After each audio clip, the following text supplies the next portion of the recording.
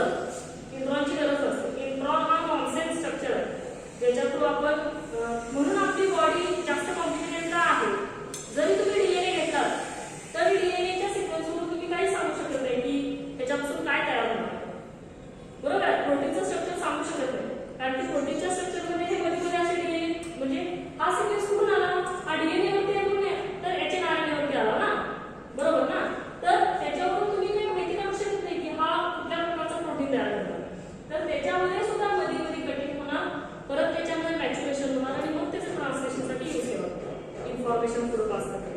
आणि ही जी typical process आहे ती फक्त mRNA मध्ये होते.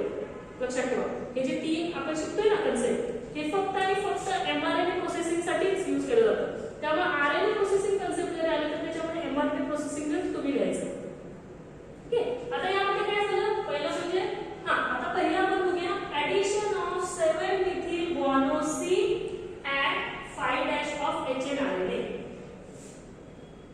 पहिला सगळ्यात पहिला जो स्ट्रक्चर आहे, जो न्यूक्लियोटाइड आहे, त्या न्यूक्लियोटाइडच्या 5 नंबरच्या कार्बनला मिथिल ग्रुप, मिथिल मध्ये काय येतं CH3.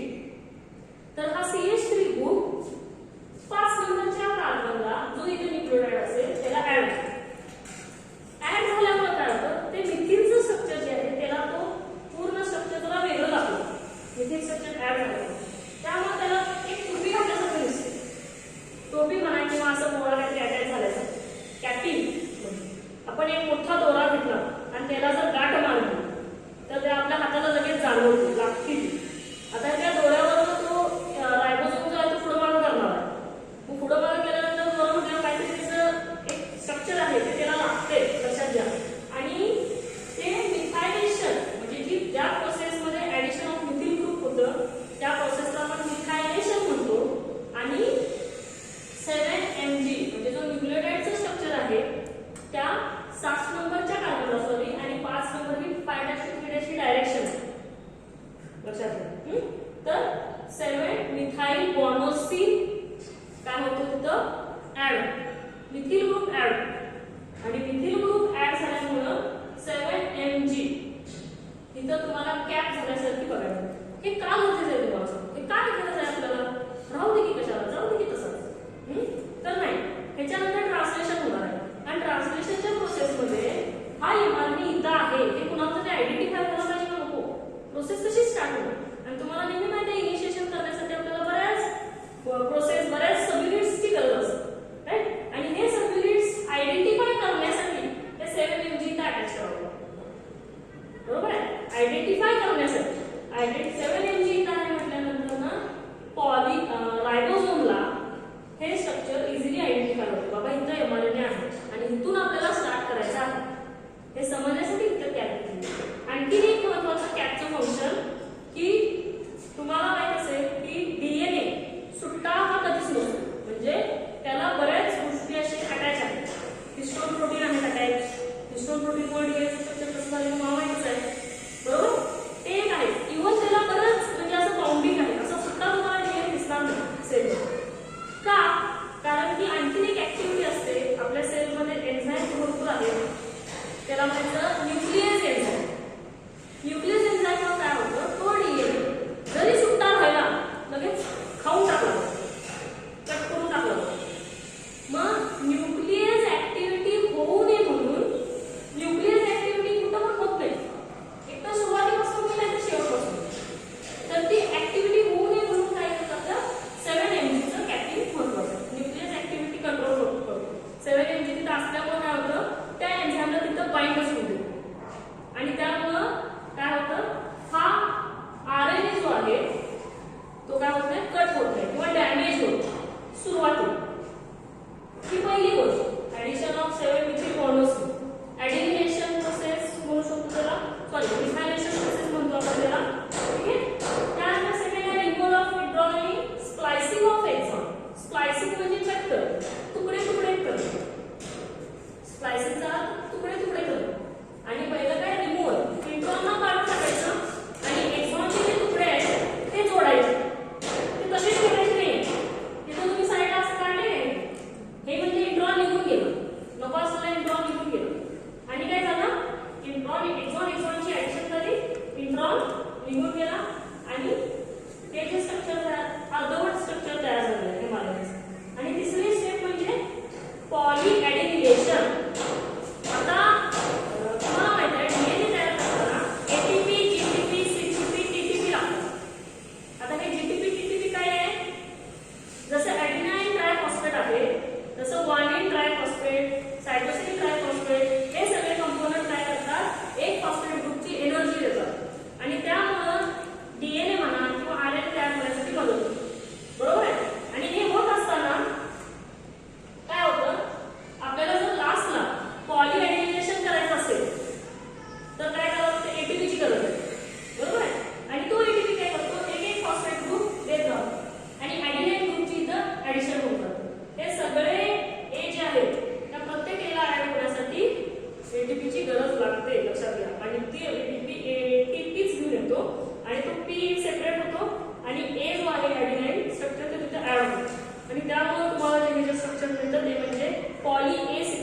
पॉली ए टेन, ह्याचा ट्रान्सलेशन मध्ये काही यूज नाहीये.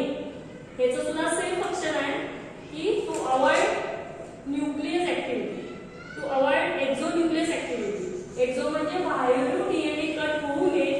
तो समजा आता हा डीएनए त्याला काय म्हणतो, आता हा कसा तयार झालाय न्यूक्लियस मध्ये. हा प्रोटीन सिंथेसिसचं ट्रान्सलेशन प्रोसेस कुठे होतंय, सायटोप्लाझम मध्ये.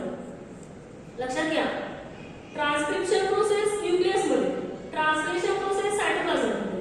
म्हणजे ह्या स्ट्रक्चरला न्यूक्लियर पोर कॉम्प्लेक्स जो असतो ना, तुम्ही एफवाय ला शिकलाय, त्या पोर कॉम्प्लेक्स मध्ये बाहेर पडायचं आणि ते पडायसाठी त्याला एवढं प्रोटेक्शन केलं.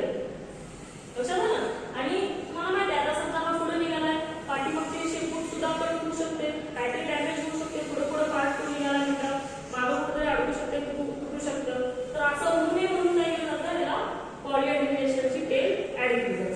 ह्याचा ट्रान्सलेशन मध्ये काही यूज नाहीये, हे फक्त आणि फक्त प्रोटेक्शनसाठी. ह्याचा सुद्धा ट्रान्सलेशन मध्ये काही यूज नाहीये, फक्त हा एक्झॉनचा पार्ट म्हणजे हा मॅच्युअर्ड एमआरएनए इथं आहे आणि तिथून स्टार्ट करायचं आहे. पायराईजच्या ह्या रिझन पासून स्टार्ट करायचं आहे. हे आरएनए पॉलिमरेज ना, नाही आरएनए पॉलिमरेज नव्हे, रायबोझोम येणार प्रोटीन सिंथेसिसमध्ये. तर त्या रायबोझोमला समजावं म्हणून तिथं 7mg घातले, बाकी याचा काही वेगळा होईल.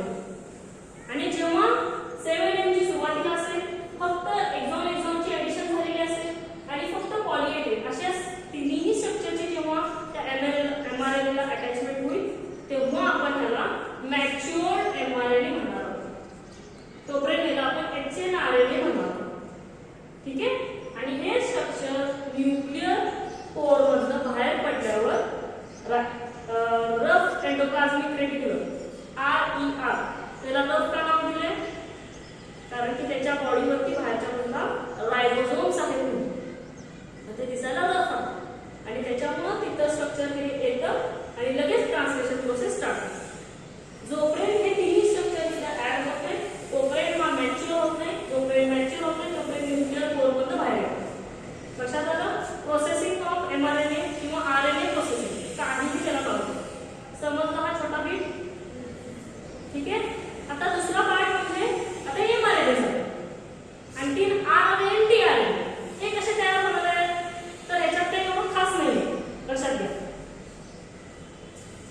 आरएनए तुम्ही सहसा कधीही स्ट्रक्चर बघताना कसं काढता, आरएनए एक वेगळं काय असं स्ट्रक्चर आहे का, नाही. आरएनएचा नंतर फंक्शनल पार्ट कुठला होतो तयार सांगा, that is a ribosome. Small circulate class होतो.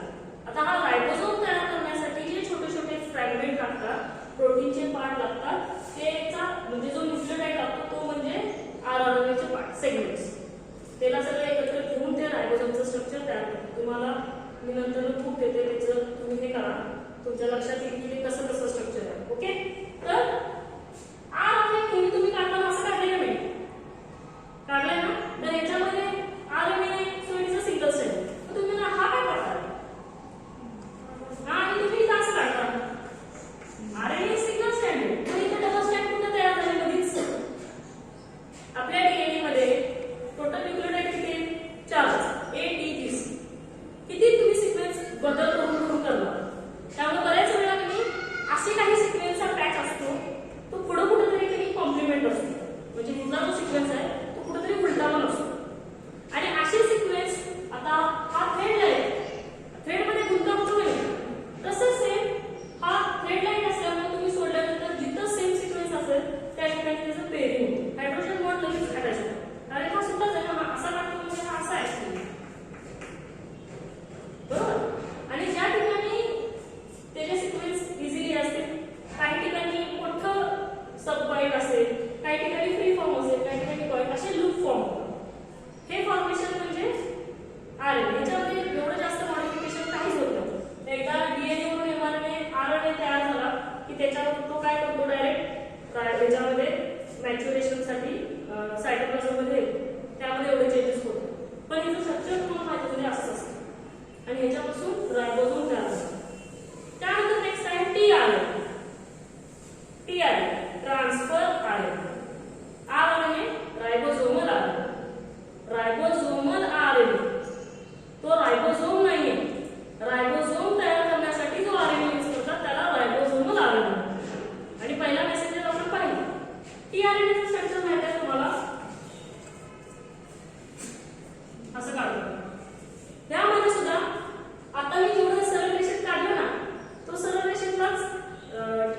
RNA single strand.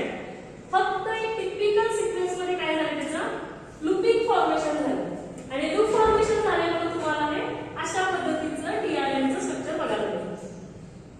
काही नाही आणि इथं सुद्धा लूप आहे आणि ज्या ठिकाणी ठराविक ठिकाणी या ठिकाणी आणि या ठिकाणी त्यांचं लूप फॉर्मेशन होतं. लूप म्हणजे त्या ठिकाणचे सिक्वेन्स एकमेकाला अटॅच होत नाही. त्यामुळे इथं 3 4 असे सिक्वेन्स फ्री राहतात. आणि पण हे असे स्ट्रक्चर फ्री फॉर्म मध्ये तुम्हाला याच्यामध्ये सायटोप्लाझम मध्ये फिरतेले दिसते. लक्षात आलं. आता या स्ट्रक्चरचं मॅच्युरेशन टीआरएनए ला अमायनो ऍसिड कसा बाइंड करतो, तो टीआरएनए ती इन्फॉर्मेशन घेऊन प्रोटीन सिंथेसिस कसा करतो हे आपण प्रोटीन सिंथेसिस मध्ये डिटेल बघणार टीआरएनए. लक्षात आलं. कारण की याच्यामध्ये ऍक्टिव्हेशन ऑफ अमायनो ऍसिड ही एक प्रोसेस आहे. ऍक्टिव्हेशन झाल्यानंतर ना मग काय केलं जातं टीआरएनए ऍक्टिव्ह होतो. आता हा इनॅक्टिव्ह आहे. टीआरएनए जो अमायनो ऍसिड याला अटॅच होत नाही तोपर्यंत हा ऍक्टिव्ह होत नाही. आणि तुम्हाला माहित असेल बरोबर याच्या opposite T codon triplet code खालच्या बाजूला असतो आणि ह्याला मॅच होतील असं अमिनो ऍसिड येतात. अमिनो ऍसिड किती प्रकारचे आहेत आपण चार्ट बघितला. जेटी कोडचा, फेनिलॅलॅनिन, लायसिन,